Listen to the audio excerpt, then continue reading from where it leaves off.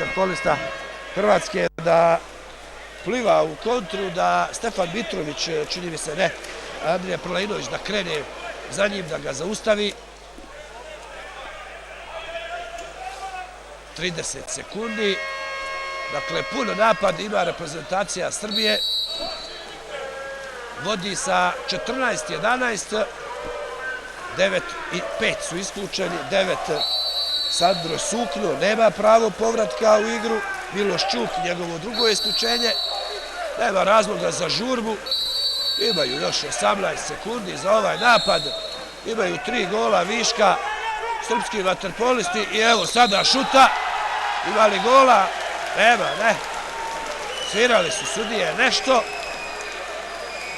Nije prošao ovaj udarac Duška Pjetlovića. Pogodio je on mrežu Josipa Pavića, ali je pogodak poništen. Minut 17. Sada još naravno i manje do završetka utakmice u kojoj Srbija apsolutno je dominirala. Uzela tu loptu i mislim da sada može da krene tu slavlje. Ali još jedna lopta pripada selekciji Hrvatske. Mislim da bi se sada zaista trebalo desiti neko čudo. Pa da u ovih zadnjih 60 sekundi hrvatski vaterpolisti postignu 3 pogotka. Mislim da to jednostavno nije moguće. Bilo bi to neko čudo. Biće isključenje. Broj 12. Stefan. Broj 12. Stefan Mitrović je ranije zaradio ta 3 isključenja. Možda moja statistika nije bila tačna. Evo pogotka. Mislim da je to Maro Joković.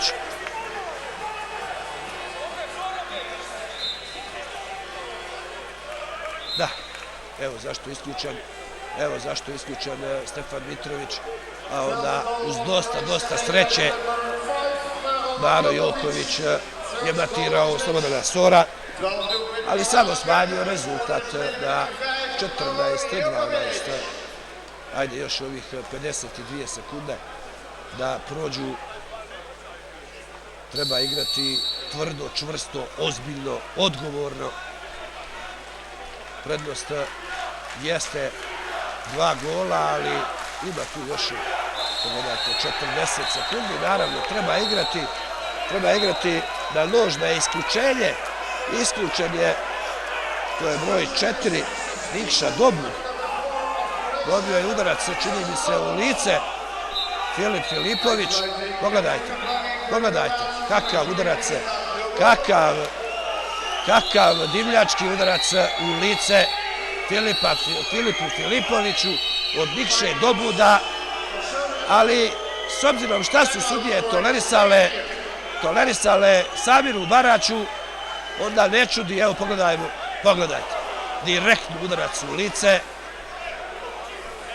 Nevjerovatno.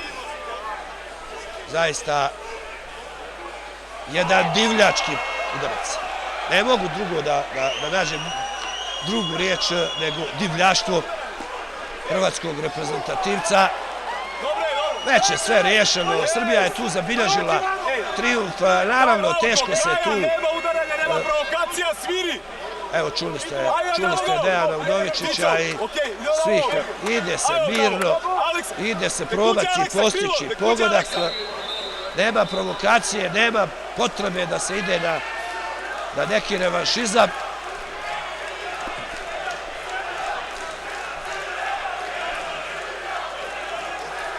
A šta reći za Dobuda?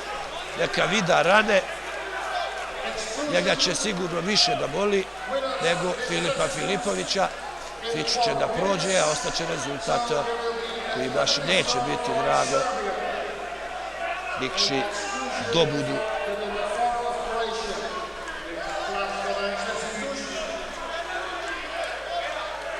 Da vidimo šta se sudije ovde pokazale. Da li je to peterac za reprezentaciju Srbije?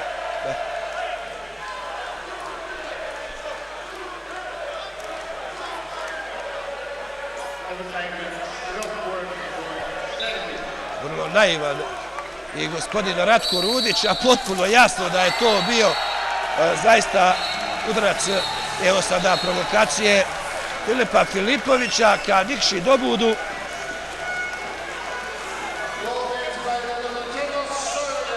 (15-12) Filip Filipović je postigao drugi pogodak u ovoj utakmici i Srbija sigurno dolazi do tri velika boda. Srbija ovom pobjedom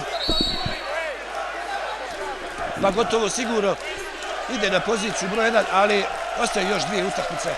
Treba to sve sačekati pa na kraju vidjeti da li je Srbija ovim triumfom otišla u polufinale evropskog šampionata. Ratko Rudić, ništa mu nije jasno ili se pravi naivan. Neverovatno, Ratko je bio vrhunski sportista i sigurno da nije svoje vaterpoliste učio ovakvom ponašanju. Ovo je Damir Burić koji je isto tako zaradio 3 isključenja. Nikša Dobud je isključen.